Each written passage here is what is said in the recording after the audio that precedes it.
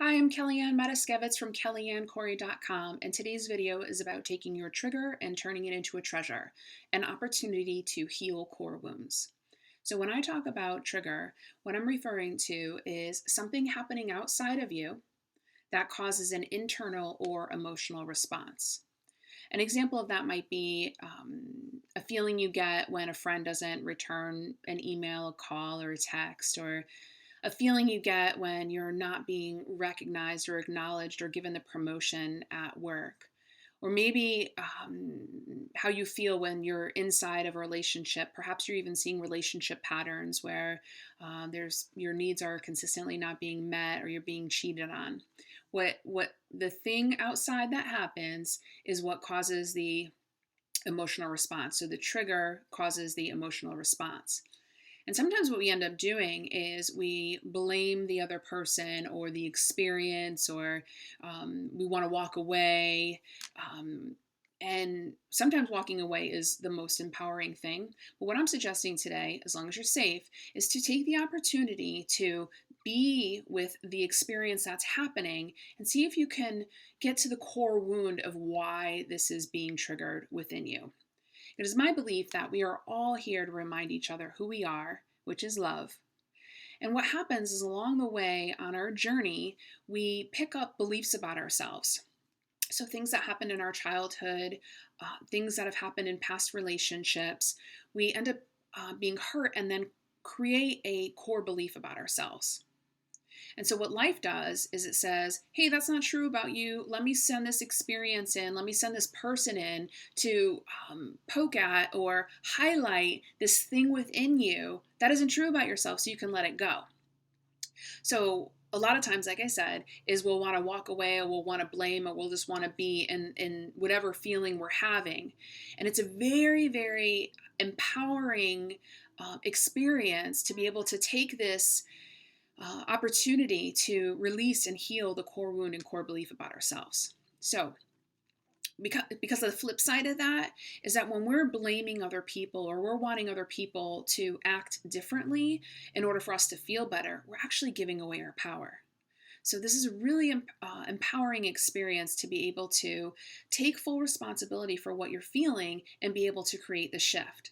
Because what happens is that once we create the shift within us, we let go of that core wound, we shift that core belief about ourselves, life stops sending these things into us.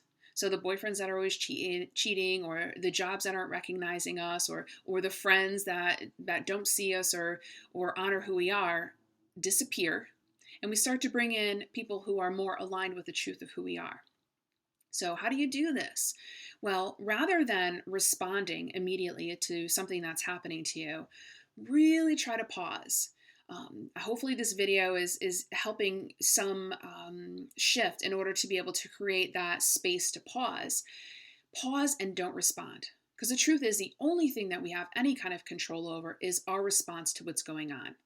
Not to try to change someone's behavior or change the way the job goes or change the experience at all. It's really about our response that we can change. So again, pause. What is it that I'm feeling? What is the emotion? Am I angry? Am I feeling sad? Am I feeling vulnerable? Am I feeling neglected, abandoned? What is that feeling that I'm feeling inside of me? What is this experience that is happening? What is it? What am I making it believe about myself? And then allow yourself to really be with what that feels like. Perhaps it's a sensation in your body.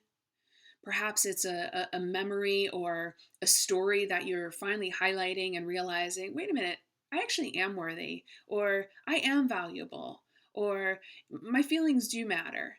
And from there, the shift happens.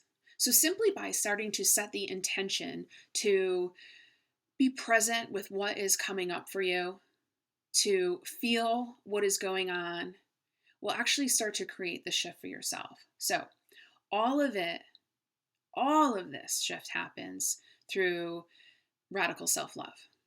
Because what do we end up doing? These things happen and we make beliefs about, we make up a belief about ourselves and we start to think, well, I'll never be in a relationship, or everybody cheats, or, I'll never have the experience of being valued at work.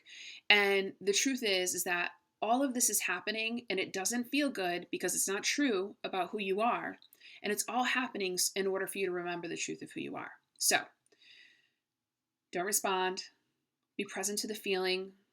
Notice the story that you're making up about it, and love everything that comes up, because there is no place for shaming yourself or being mad at yourself for what it is that you're feeling.